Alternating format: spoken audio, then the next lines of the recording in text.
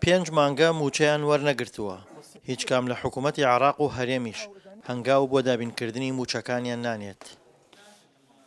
لە کاتێکدا هەستیارترین جێگە بەڕێوە دەبەن و کۆنتترۆڵی دۆسی ئاویان لایە، ئەو دۆسیەی عێراق و ئێران و تورکیا وەکو کارتی فشار دژی یەک بەکاری دەهێنن. واتە بەنداوەکانی چونە ناو کێشە سیاسەکانی هەرێم و عێراقەوە. لە ڕاستیە ئێمە پێمان لە مانگی پێنجەم ناوە کە 4 مانگی ڕێکە کە عێراق موچەی بە کارمەندانی خۆی داوە و موچەی کارمەندانی بەنداوەکانی ڕاگرتووە. چەندین هەوڵمان داوە لە نوێنەرانی کورد لە عێراق لە سەرۆکایەتی کۆمارەوە تا هەموو پەرلەمانتارەکان، وەزیرە کوردەکان، تەنانەت وەزارەتی سەرچاوەکانی ئاوی عێراق لە دواترین هەوڵدا وەزیری کشت و کاڵ و سەرچاوەکانی عێراق هەرێمی کوردستان چۆتە عێراق و لەگەڵ ئەو لایەنانە کۆبووتەوە بەڵێنیان داوە کە کێشەکەمان بۆ چارەسەرکەن، بەڵام تا ئەم لەحزەیە چارەسەر نەکراوە. یەکەم جارە لە بێژووی عێراق و هەرێمی کوردستانە کارمەندان شەو ڕۆژ لە کاردا بن، بەردەوام بن لە پرۆژەیەکی استراتیجی و گرنگی وەکو بەنداوەکانە موچەیان بۆ سەرف نەکرێت.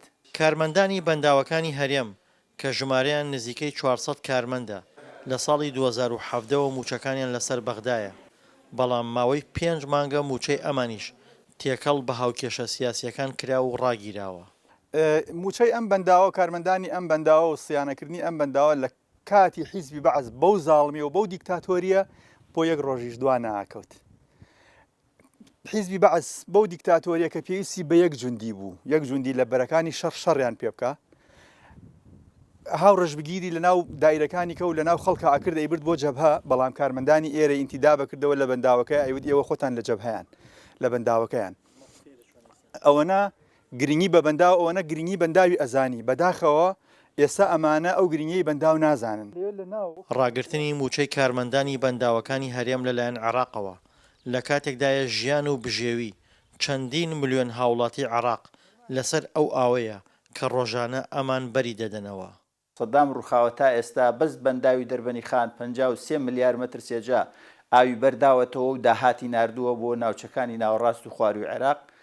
بەنداوی دووکان 79 ملیار مەتر سێجا ئاوی بۆ ناوچەکانی خواروی خۆی کە بەشی زۆری لە ناوچەکانی ژێر دەسەڵاتی حکوومەتی فیدراڵیان نردووە و ئەوان سوودیان لێبینیوە.